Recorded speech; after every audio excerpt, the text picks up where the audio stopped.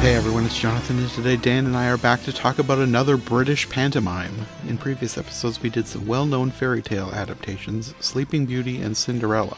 I had been unfamiliar with the British Christmas tradition of pantomime until we did Sleeping Beauty Uncovered back at the beginning of Christmas in July, and then by the time we came back at the end of July for an episode on Cinderella, I had done some more research and discovered that while most pantomimes cover well-known fairy tales and folk tales like Jack and the Beanstalk and Aladdin, there was one on the list that stood out to me as something that didn't seem to fit in: Dick Whittington and His Cat. One of the versions of Cinderella that we did was on ITV's Cinderella Pantomime, and I saw that they also had a Dick Whittington pantomime. So when I decided that this December I was going to do a more random selection of things for Christmas, I figured now was the perfect time to come back and see what this story was.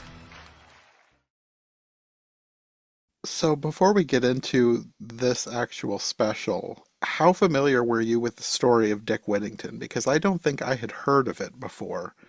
The first I think I heard of it was when we were doing the other pantomimes earlier this year, and I started looking into what pantomime was, what they usually like to adapt, and I saw Dick Whittington mixed in with like Snow White and Sleeping Beauty, and that didn't fit with what I know of like all of the other stories they were doing as like fairy tales, and Dick Whittington was this outlier. So I looked it up, and it's like a really old story, like Mm. so much older than I was expecting, like 1600s old.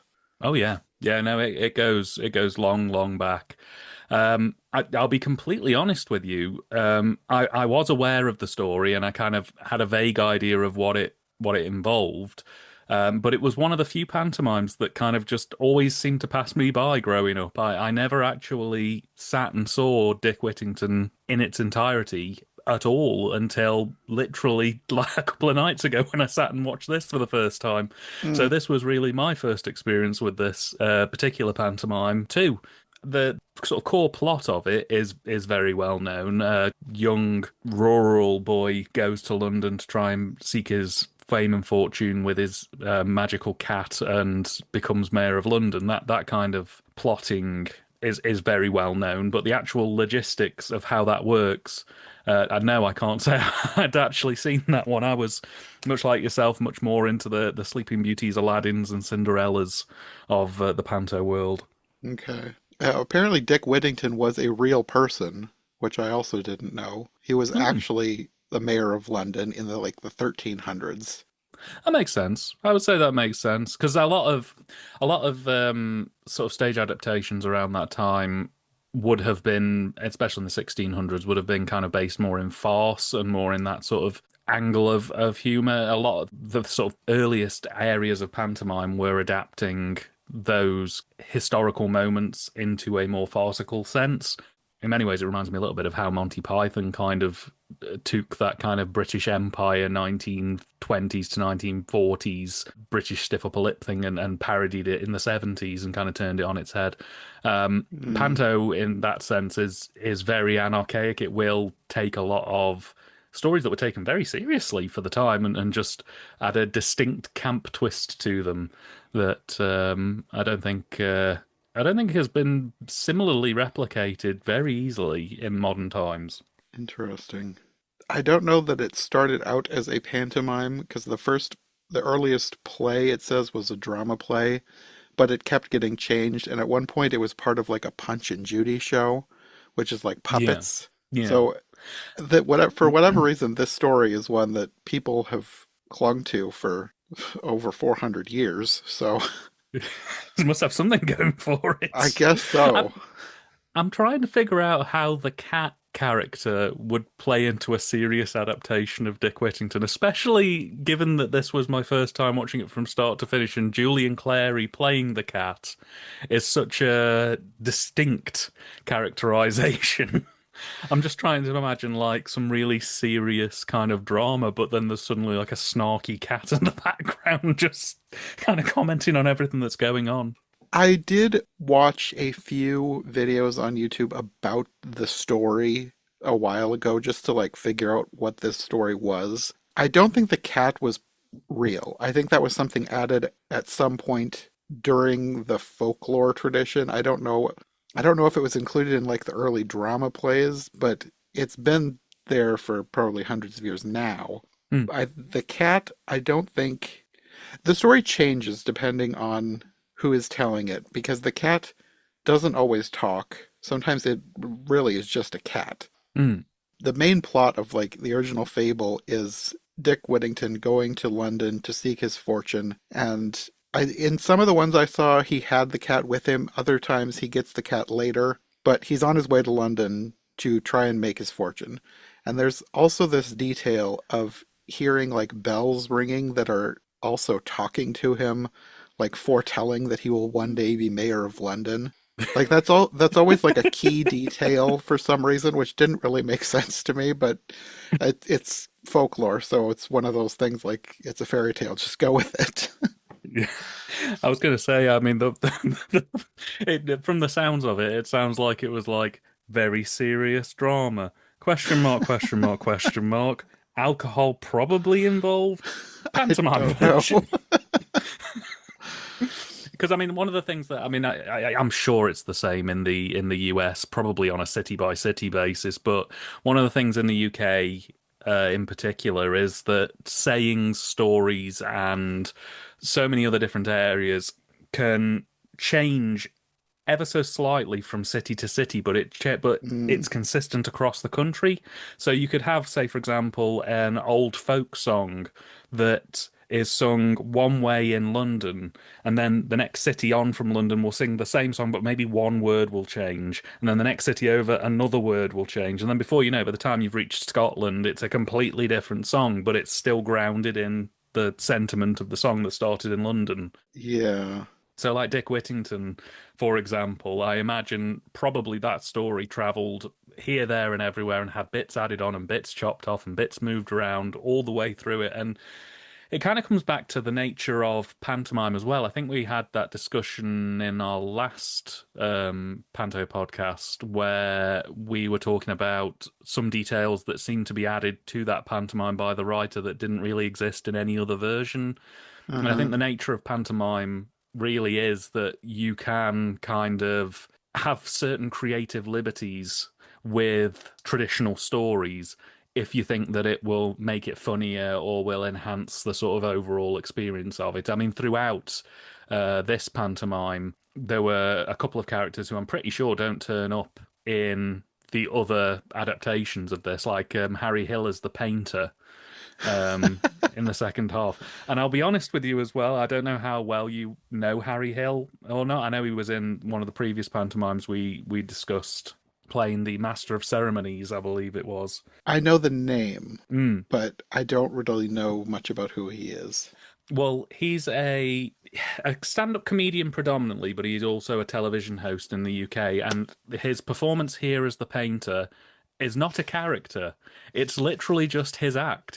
That's him. He just does like an hour and a half show that's just that particular thing of him maybe doing cartwheels and showing off different like weird props. It's kind of like Carrot Head, but not Carrot Head, Carrot Top with more one-liners. It's very strange. He had his own film, and I do highly recommend, Jonathan, you check that one out because it's a kids' film called the Harry Hill Movie, and it's a very strange film about him taking his sick hamster to Blackpool as a kind of like Make a Wish type thing, and it's basically yeah, and and somewhere along the lines, there's an evil vet that wants to put him down prematurely. So he starts chasing Harry and the hamster across the UK. And Julie Walters, who is probably best known in Billy Elliot, I think, she plays Harry's mum, and she comes along for the trip. And they just get into all kinds of bizarre adventures. It's all very trippy, a bit like the Mighty Boosh in some ways. I have a real soft spot for it, but there's a lot of people who were very unkind about that film. But I really enjoyed it. I thought its heart was in the right place.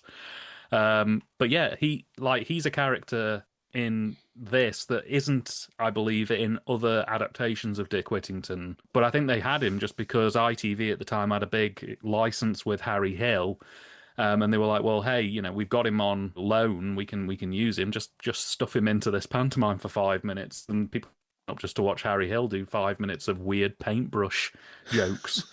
Um, Which, yeah. And I think it was a similar sort of situation with Vanessa Feltz.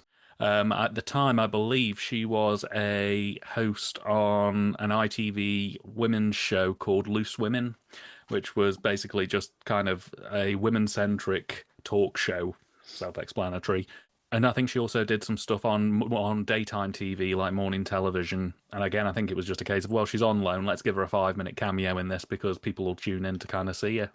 That's one of the things I would say is prominent with this pantomime is it's basically half the cast is people who have been hired specifically to take part in this pantomime, but the other half is stars of the ITV TV channel at that point who were on license to them, which meant that they could kind of just drop them in wherever. So, for example, I believe Kevin Bishop, Lee Mack, Sanjeev Bhaskar, and Mark Williams were all kind of on loan at ITV at that time. They could kind of move from show to show, so they were just like, "Well, we've got them. We'll just put them in this pantomime because it's value for money. We can use them as we want." And I think it kind of works, but it also kind of doesn't. There's a lot of people who just kind of dip in for 2 minutes and then disappear with no reason, no sort of connection to the story at all. Yeah, I Um, noticed that. yeah. I kind of wondered if that was something that they did to round out the cast, because like the original, at least the ones that I've seen, or the stories that I've read, because like there's not really too many actual adaptations of this, but like the few retellings that I've watched people do online, it's a very small cast. There's so many more people in this than there are in any of the other very short fables that I have heard of this story. Mm. Because normally you have Dick and his cat, Fitzwarren, his daughter, and his cook, and then at some point, depending on the version, usually an unseen king of a faraway land who needs help with the rats. And that's basically it. So they have really filled out the cast.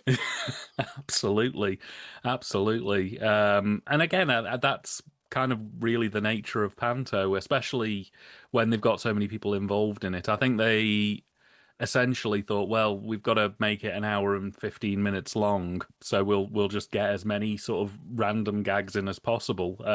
What was quite interesting with this one as well was that they seemed to bring back a lot of people who we've already talked about. So, for example, Julian Clary's back in. He was previously in our last pantomime discussion, Hmm. playing the cat. I think he's very good in it, although I think he's a little bit more tamer than the previous one we covered. Yeah, He seems a little bit less likely to take risky jokes. We had Paul Merton back. He was in the what was it? It was the '80s pantomime we watched alongside Ronnie Corbett. it was a version of Cinderella. I'm trying to remember who Yes. he played because there was several people that I vaguely recognized, and I'm pretty sure they were in one of the other ones that we've talked about. Yeah. He was one of the ugly sisters in Oh, Cinderella. okay. That's why he wasn't Yes. instantly recognizable because he had a lot less makeup. Absolutely, absolutely. But he's still kind of doing that same shtick. Like again, Paul Merton's comedy routine is very much how he plays the captain in this. Kind of almost like a kind of gullible character, but who gets kind of witty one-liners thrown out occasionally. Mm, Um, but there's also a lot of people here who are very much in their early sort of days of being famous. So Kevin Bishop, who plays Dick in this, he would go on to have a bit of a stint on Channel 4 doing comedy sketch shows. Probably his most famous one was a show called The Kevin Bishop Show, where he did a lot oh, of work with Karen interesting. Gillan. That Um, I should look up some of this because to me, I was shocked to see him because the only thing I know him as is Jim Hawkins in Muppet Treasure Island, yes. which he's much younger in that. Like, I Oh, guess not yeah. much younger because it was maybe like half a decade before, but still, he was a lot younger than here. And I don't think I've seen him in anything else other than Muppet Treasure Island. So nice to see him again because Muppet Treasure Island is one of my favorite Muppet movies. So Oh, I it love it was too. great to see him again. Absolutely, absolutely. And this is the thing. He kind of had his peak popularity, at least in the UK, I would say around the mid to late 2000s. And then he kind of went more into sort of serious acting, and I believe he's starred in a number of UK dramas, TV shows, and films since then. But it was also interesting to see people like Lee Mack turn up. He played the idle shopkeeper assistant when Yes. Dick goes into the shop. When he first He, turned up, I thought he was going to be, because when we talked about Cinderella, there was a character called Buttons that was not in Cinderella, but he was in the pantomime versions. And I thought, it's like, is this, are they putting a Buttons character in this? But then he turned out to be evil, so I guess it wasn't. basically, and that was an interesting twist because I'm not sure if that character is in the original story or No, not. I he's don't think not. he is. But it does create a little bit of extra padding for the story to kind of get it up to time. But again, Hmm. he's a very famous comedian over here, and this was a quite early appearance for him. He didn't really properly take off, I would say, until maybe the early 2010s, late 2000s. So it was interesting to see him sort of turn up in a quite early role. Probably my favorite performance in this entire thing is Mark Williams as the Rat King. It, He was great. He was one of the few people who, to me, even though he was covered in makeup, he was instantly recognizable, and only because he was Rory's dad in like two episodes of Doctor Who. yeah, absolutely, I don't think I know absolutely. him from anything else. I guess he was in Harry Potter, which I have seen, but only once, and it was so long ago I don't really remember other than the main three kids. I don't Oh, remember yeah. much of the movies, so I did not remember that he was in Harry Potter. I know him as Rory's dad from Doctor Who. That's probably the one I would most quickly go to, but I know him from a few other places as well pretty well. He was a player in a show called The Fast Show over here, which was like a comedy sketch show, very very popular in the 90s, and he had a lot of roles in there. One of his most famous characters was he played like a farmer type character who lived in a shed. And the sketch was really short. All he'd do is he'd slide open the barn doors, just like dressed in like rags, basically, stand out, and then he would say, "This week I have been mostly wearing yogurt," and then he'd step back and shut the door again. That was just his character. That was what he did. Um, but he's really good in this. I really loved his character. I thought he was very well rounded in terms of giving exactly what you want out of sort of a comedy character like that. I think my favorite moment of all of it was where he was telling his sort of tragic backstory. Um, and again, if you're not in the UK, this that was actually his backstory bit was a reference to something that was actually happening in the UK at the time. There was a radio program called Our Tune that would play like some really schmaltzy music in the background. And a DJ would read, and this is Sunday morning, so like your alarm goes off at like, I don't know, 8 a.m. And you're greeted by a DJ who, and they did this for like an hour slot, who would just sit and read letters sent in by listeners. And it was either bittersweet kind of lost love stories or like tragic stories, whilst this sort of sad music is wafting in the background. And they use the same music for the Rat King doing his story. So it's kind of like he's doing that bit. I thought you were going to say there was something about his backstory that was a reference to something, and I was like, his backstory was that he was in love with a cat who ate his parents. How is that kind of reference? In all fairness, some of the stories on our tune were very similar. Just yeah, I think he did a really great job in this, and I enjoyed the sort of tone he approached it with. It's interesting to see him play a villain character. He doesn't get to do that very often, but I think he really kind of nailed it. Yeah, he was fine. Like I said, I know him as Rory's dad, who is like really sweet. And like I'm trying to remember his character in Harry Potter, and he was the dad of Oh, of Ron. Ron Weasley. Yeah, Yeah, so yeah. he was a nice guy there too. So it is seemingly out of character, but he did a really good job as this weird rat king.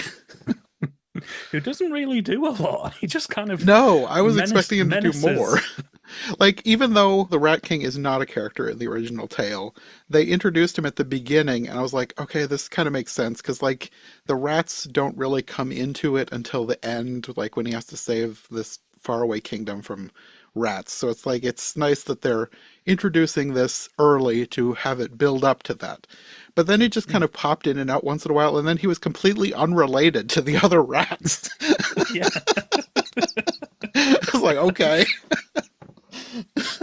Yeah, yeah, just wild. And again, I kind of enjoyed that aspect to it. And I think these pantomimes that were done for ITV from 1999 through to around 2004, 2005, I think that was kind of a solid era for them. I think it helped that they had the same writers, the same stage directors back year on year to do these adaptations. Hmm. But I really think they kind of nailed the formula. It's not perfect, hearsay turn up. That's less than I don't fantastic, even but know who that is.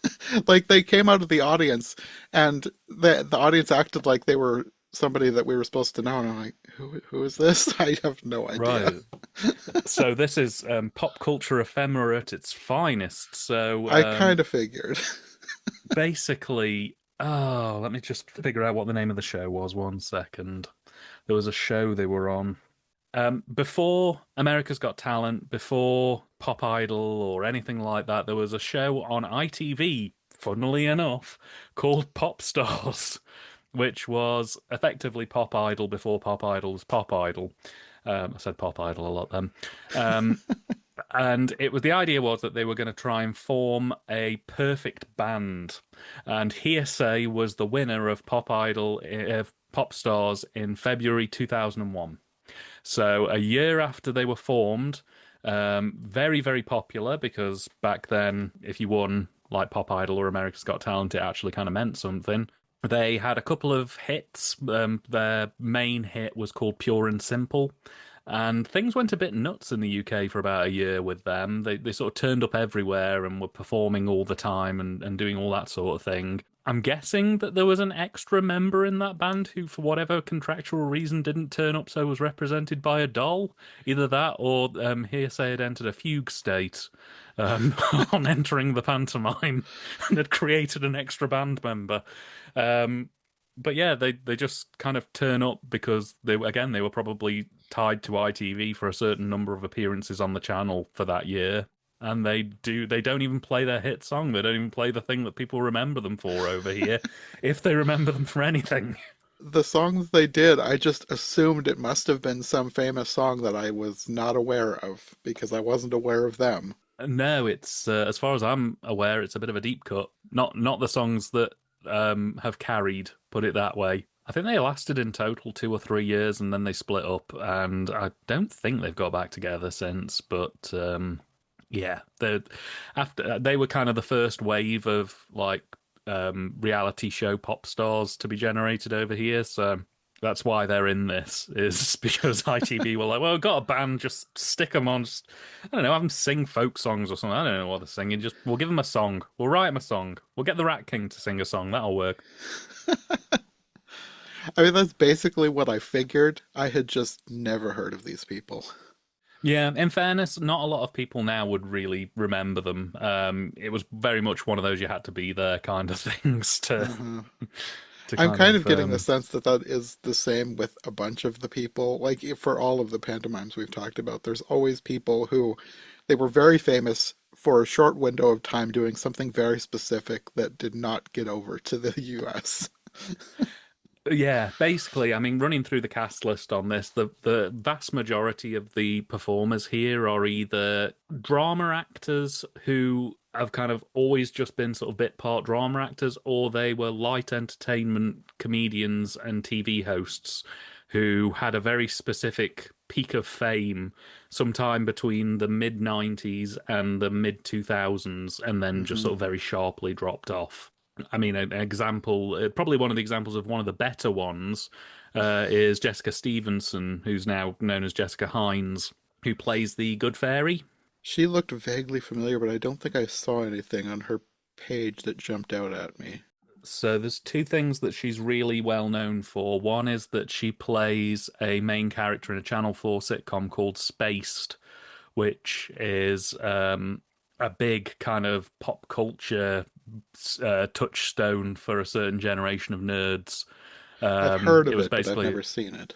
yeah, it's one of Edgar Wright's first works. He got commissioned to do it for Channel 4, and it's basically about two slightly nerdy, slightly unpopular people who end up faking a relationship so they can share a flat in a terrace in London, and the turns out that everybody else who's sharing that house is also a bit weird, and they just go on sort of strange pop culture adventures. Like they'll have references to Jurassic Park and Back to the Future and Resident Evil, and it's very, very early 2000s in style. I think at this point, if you hadn't grown up with it, you would probably have a Marmite response. You'd either love it or hate it.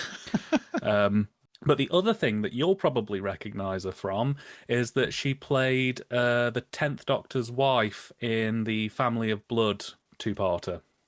Oh, I maybe I didn't scroll down far enough, but yes, that's why I recognized her because I could have sworn I Mm. recognized her face from something. Yeah, yeah, yeah. Okay, yes, I know exactly who this is. Absolutely. She dips in and out of dramas and TV series regularly. She still does a bit of comedy, but they would be the two things I think most people would recognize her from. And again, it's one of those where like you said, the cast list to this reads basically as people who had a very narrow window where they were doing really, really well, and now they're either doing all right or nobody knows who they are, and there's no middle ground. Yeah, basically, because even the people that I recognize, I really only recognize them from one thing, even though it's something I really like Kevin Bishop as Jim Hawkins. Like the only thing I knew him from was Muppet Treasure Island. That was a favorite movie as a kid. Searching for adventure on the big blue wet thing. Also, James Fleet, he was Hugo in The Vicar of Dibley. Yes. He Yes. almost was the same character in this. It's It just was Hugo again. basically. He plays what he plays well.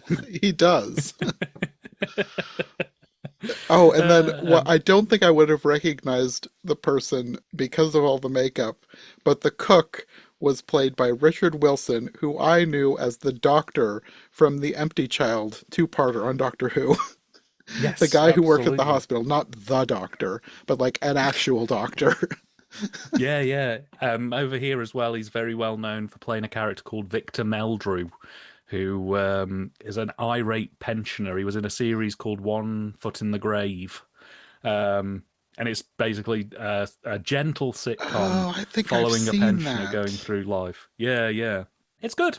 Because I think there was a window of like maybe a year or two where that replaced one of the staples on PBS, one of the other Britcoms. Like it wasn't on for very long, so it wasn't like one that we grew up with. It was just there for Mm. like a year or two. And it wasn't a favorite, so we didn't watch that one all the time. It just when we didn't have anything else to do. It's like, oh, they've got this one on again. Okay, we'll watch it, I guess. It's the same reaction that we had over here when it went out. 10 seasons and two films. I don't remember much Some about the show. I just remember it wasn't a favorite. literally I can the entire plot of one foot in the grave. I think I said one flew over the cuckoo's nest. One foot in the grave. The entire plot of it is just Victor Meldrew is an elderly, grumpy pensioner, and every episode is him dealing with something that would make a grumpy pensioner grumpy, and that's it. That's the entire show. Like I'm not joking. 7 seasons and two films. Just ran for years. I might like it better now than I did when I was a kid. Probably. Probably. It's kind of like the inverse of Keeping Up Appearances, whereas Keeping Up Appearances is like a slightly older lady trying to look above her station. Victor Meldrew is just, he looks like a curmudgeonly elderly pensioner who just does not care about anyone and doesn't want to keep up appearances. If anything, he wants to go away. I probably would like this better now. I should look it up. Well, his catchphrase in that show was "I don't believe it," and in the pantomime, one of his lines that he shouts out towards the end is, all of this stuff that's gone on, I don't believe it." And everywhere he said the thing, he said the thing, he did the line, he said the thing. Um, But yeah, it's good. It was a very nostalgic watch for me in the same way that our Cinderella doubleheader was, because there were so many people who turned up who I hadn't thought about probably in like 20 years. And it was nice to be able to go, oh, them, yeah. Oh, all right. Well, I remember them now. Whatever benefit that'll give me. Uh, I could imagine this would be a really nice thing because, again, when I mentioned these televised pantomimes, there was really only two purposes for them. One was for parents to show their kids if they couldn't get to an actual pantomime, and the other one was as a bit of a babysitter. The idea was you could put this on. They'd usually play these on like Christmas Day or Boxing Day. Hmm. So the kids could sit and watch them whilst mum and dad go and make the Christmas dinner or do some other sort of setting up for maybe a Boxing Day party or whatever. And I think that growing up with those as kids, I imagine there must be a certain level of nostalgia for those. I don't think they do these kind of things anymore. I think the last time they had a try at it was a couple of years ago. They did a TV adaptation of the play that always goes wrong, but it was like a Christmas version. And the idea was that again, it's like a TV broadcast where everything goes wrong, but it's framed as a pantomime. So like people will go to open doors and they won't open, so they'll have to deliver their lines through the door because they can't get the door open. Or like there'll be an angel on a wire, but the wire will drop them straight to the floor, or then swing them out over the audience rather than. I need But to. I don't remember if I've said this before. I know I told somebody, I don't remember if it was you, but I watched The Play That Goes Wrong, the Christmas Carol version, I think back during the first or second year of my YouTube channel, and I did not like it. And that review that I did has racked up the most dislikes, negative comments, furious people, so incensed that I did not like this special. And I think, not that I'm doing this for them, but I think I would like it better now. I don't think I mm, got the joke. yeah, I think I yeah, went into it thinking it was more supposed to be like a spoof of the story. Instead, I think it's more like a spoof of pantomime in general from the way you're describing it. Yeah, basically that's kind of the vibe with it is it's taking on panto tropes and subverting them. I don't know, I have a love-hate relationship with people intentionally trying to do things badly. Like I think if it's done really well, I really like it, but sometimes I feel like when people try to do things bad on purpose, sometimes it can come across as they just couldn't do it good, so they're trying to pass off bad as good, if you know what I mean. I think that's the feel that I got from the play that goes wrong. It just felt like it was trying too hard and it wasn't funny. Mm, absolutely, absolutely. I find that the best times where bad how do I phrase this? I find the best times where bad stuff is made on purpose are the ones where the people who make it are so invested in knowing how to do things wrong. They have to be so good at doing things right that doing things wrong is almost second nature to them because they know how both sides of it work. Hmm. I don't think that you can just do a thing but badly and it be funny necessarily. Yeah, that makes sense. That's like back to Keeping Up Appearances, her acting. Like at, anytime she would try to sing, like she's an extremely good actor, but like trying to be this horrible person. Yeah, absolutely. That Patricia Rutledge had that real quality, R.I.P. by the way. Yeah. But she had a real knack of picking up on just the right level of tone for a line delivery where you could tell that she didn't really mean what she was saying, even though she was trying to be sincere. There was Uh-huh. just the slight sting in that delivery that just makes you go, she's just saying that to keep up appearances. She's not saying that because she actually believes anything to do with what she's actually saying. And I think she was very, very good at that. But Yeah. yeah. Whereas with this, I honestly, I kind of it felt quite rightly, as you said, like maybe about 20 minutes of actual plot padded by about an hour of just random tangents that kind of It vaguely tied did. into the main story. Yes, which I kind of was expecting because the few, like, I haven't done a ton of research into Dick Whittington, but I watched like people reading a children's book retelling the story and someone talking about the fable. So both the videos that I'm thinking of right off the top of my head that I watched were like 7 minutes long. Like, it is Mm. not a long story. It is very short. Dick Whittington goes to London, finds a cat, gets employed by Fitzwarren. There's a cook that's mean to him, which the cook in this was so much nicer than I was expecting because the cook is awful in the ones that I've seen. I thought she was going to be, because again, she was the panto dame. So I was Mm. like, okay, so this is going to be an awful character. She's going to be horribly mean to him. And then she was kind of nice. So I was like, Yeah. okay, I was not expecting that because in the fable, she's awful. But Mm. then at some Oh yeah. point, he needs money and Fitzwarren's like going on a journey. So he sends the cat with him. And then depending on the story, sometimes he wants to send the cat, sometimes he feels like he has no choice.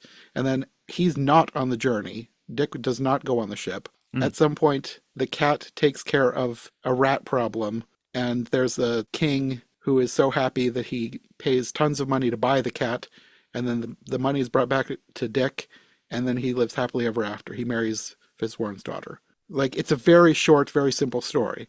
Yeah. But it feels like here they kind of went, well, we can't. That would be too. There'd basically be a lot of dead air whilst this cat's out to sea. So we've got to bring Dick Yes. along for the ride, and then obviously they've got the whole sort of different land and all that sort of business going on. It's yeah, it feels like they took a little bit more of a creative liberty with this than they did Uh-huh. with the other pantomimes they worked with. Um, Yeah. Not all of I it don't made necessarily. perfect sense. Because, like I said, the Mm, rat coming in, like, I liked the character, but he didn't really need to be there. Because, like, you mm, have Idle Jack, who betrays Dick, frames him for stealing a necklace, but he was put up to it by the rat. You could have condensed that down. yeah. I don't know that you even need the whole framing situation, but I think that they part of it was they wanted to do an audience interaction thing with like the back and forth between Idlejack, the rat, and the audience. Because Yeah. that made that thing funny for me, just the rat screaming at the audience. Yeah. This is the thing, and that was one thing I did pick up with this one over the Cinderella adaptation we covered, which is I think that this one gave a better example of the audience participation Oh, side of definitely. pantomime, Even with the particularly with panto dame, the cook, the way she's like yeah. tossing candy in the audience and also fried eggs and sausages.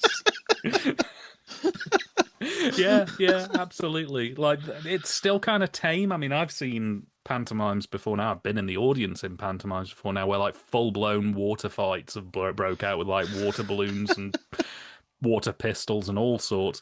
But that's a good example of how it works. They'll do things like throw sweets to the audience or bring people up to sort of talk through bits and pieces. I mean, one of my favorite bits is where was his name Fitzgerald.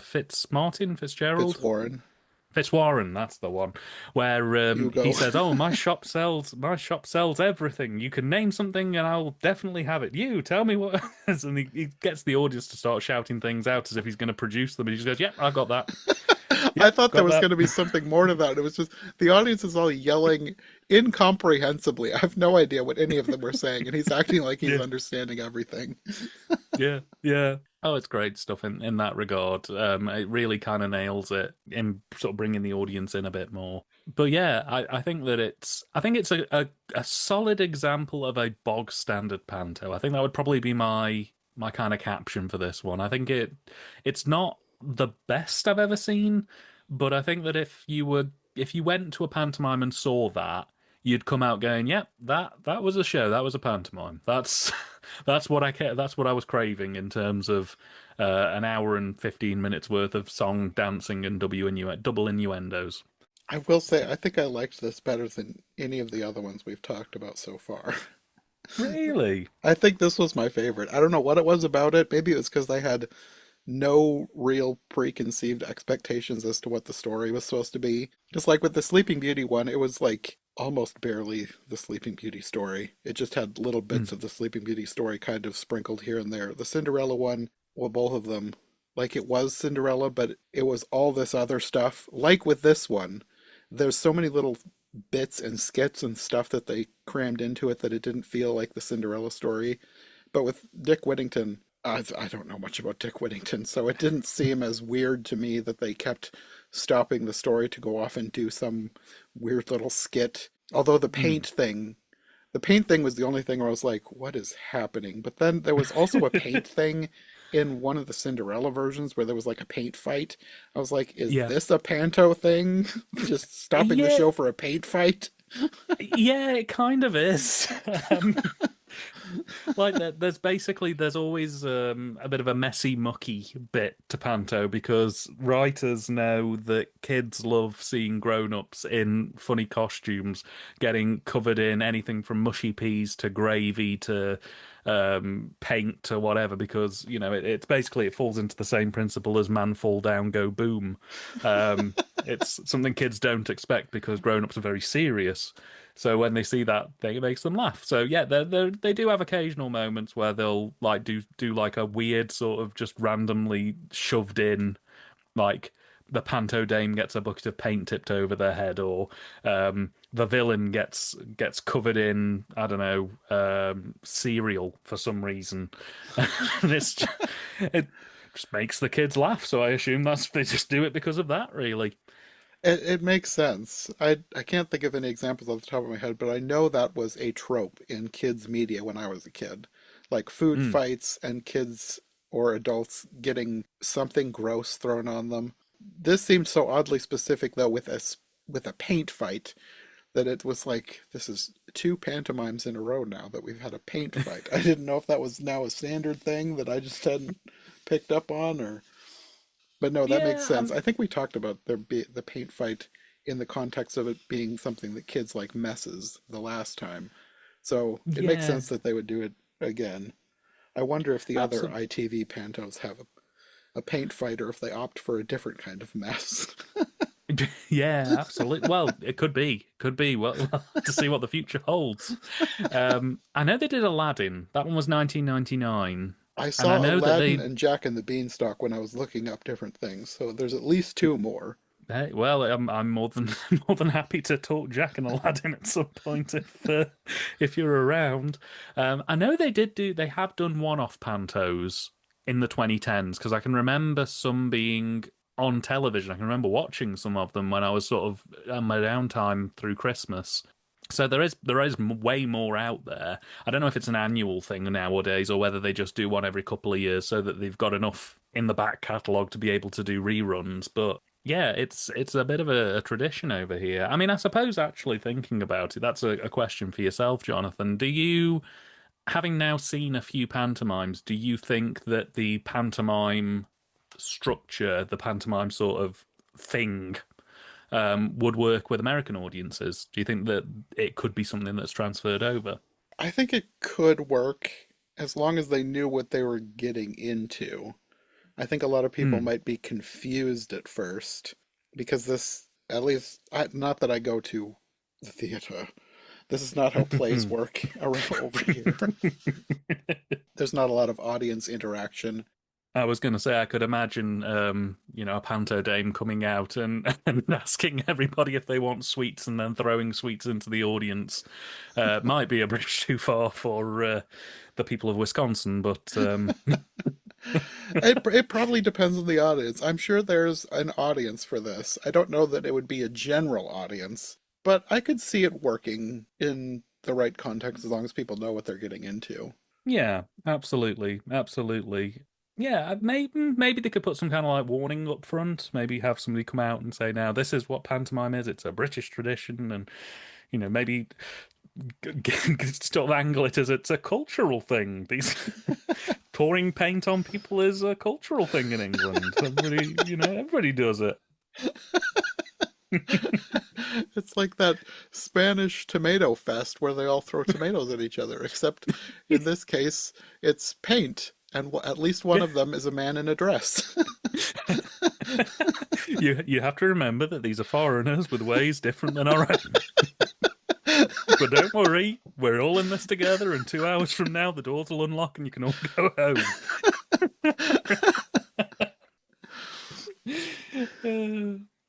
It was fun. It was a good pantomime. I wouldn't say it was the best one I've ever seen, both on telly or in person, but it had a lot going for it. It was something I kind of enjoyed. Yeah. Like, I've only seen a handful. I think it's my favorite of the ones that we've talked about. I'm sure there are Mm, better examples. I think part of it was just because I recognized more people, and I'm kind of getting the hang as to what pantomime is supposed to be the more I mm. watch.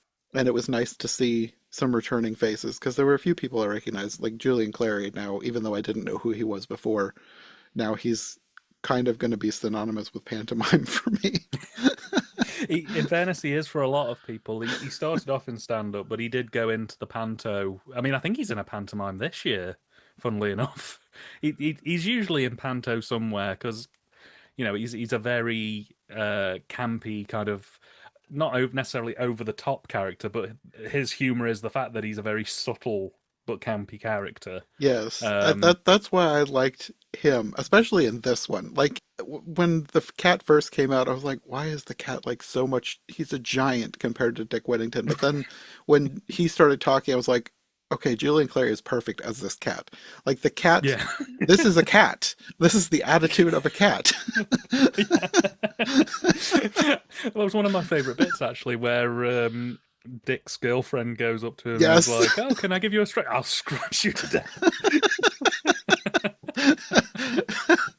It's basically don't touch me to anyone, and that's like yeah that's not every cat, but I know so many cats that are like that. Like if they don't Oh give you yeah. permission, they do not want to be touched. No. Yeah, absolutely, absolutely. You know what? I'm gonna have a quick look and just see where he is this year because he will be in Panto somewhere. He always is.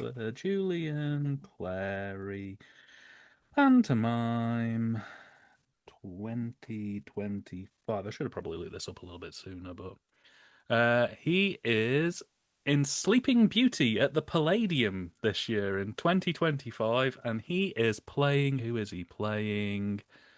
Oh, he's in the same pantomime with Catherine Tate for this one. Oh man, now I wish I Hmm. could go over there. Uh, well, the cast in this. Who's playing? Here we go. Cast is Catherine Tate is playing in Sleeping Beauty a character called Carabosse or Carabose, Carabosse, and Julian Clare is playing the king. Oh, okay. For some reason, Hmm. I was expecting him to be playing the Maleficent character. You. Oh, I think that's what that. Hmm. That might be what Catherine Tate's character is playing. The That would make costume looks. sense. She Yeah. would also be a good evil fairy. Oh yeah. Yeah, absolutely. There's another character. The joy of pantomime. There's a character in Sleeping Beauty now called the Great Zadini. Okay. All right. Sure, why It not? makes as much sense as a lot of the additions that they've done to the different ones we've seen. Sure, Oh yeah. why not? There's Yeah. a little I don't remember his name, a fox puppet from a kids Oh, show that Basil showed up Brush. in yes. Since that if that can happen, then why not the Great Zadini or whatever? I think he might be a ventriloquist because he's got a puppet with him. So you're in for a good evening. Get your tickets to Sleeping Beauty at the London Palladium You're making it with the sound great. better and better. I love a good puppet. Oh yeah. There's and famous actor Nigel Havers. He's in it as well, and he's playing a character called Keeper of the Privy.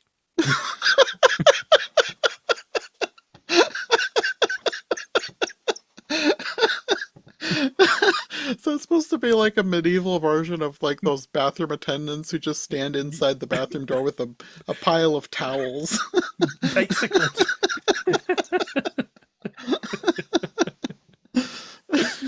uh, Joy of Panto. I love Panto.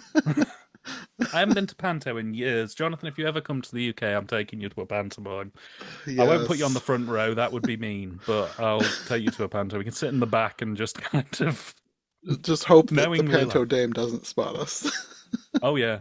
It depends. It's right. It depends on how energetic you find your panto dame. Honestly, I've had panto dames before. Now we've gone to like theaters that have had 3 tiers of seating, like going up, and they've run out into the foyer and up the stairs and started going onto the balconies and pulling people down.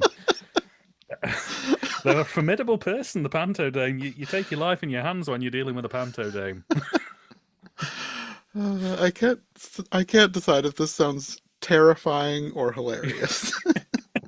Maybe it's It's both. usually both.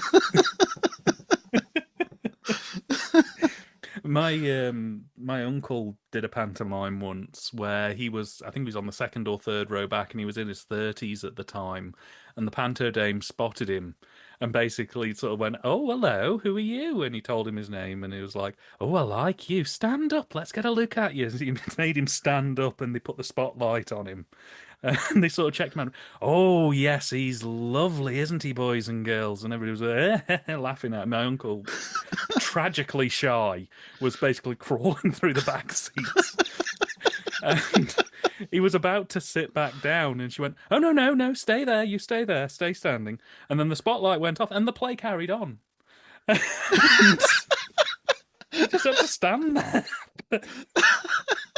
And every time he went to sit down, he'd clock him and go, "No, you." And he'd stand up. I mean, eventually, I think that when she left the stage, he was able to finally sit down. But it was a good 5 or 10 minutes where that panto dame was like a hawk, just watching him constantly. This is what I would want to avoid. Yeah. Like I say, we'll get you on the balconies. We'll get a box or something. Oh, actually, we won't get you a box because that's right next to the stage. They usually pick on the box because they call them posh people. Couldn't afford to be in the pit, eh? Had to buy a box. Oh, luxury.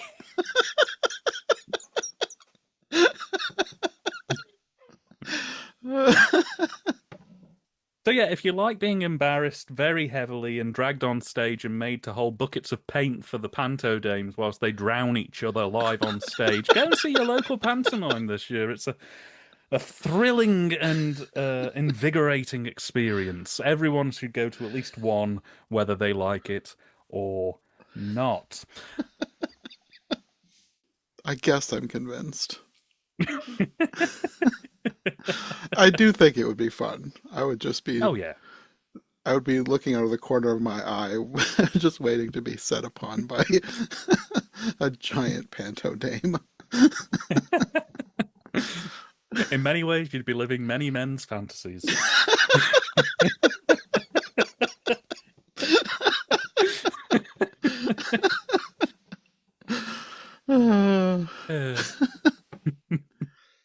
Well, on that note, I suppose that's about all we have to say about Dick Whittington. We will probably be back for more pantomime stuff in the future.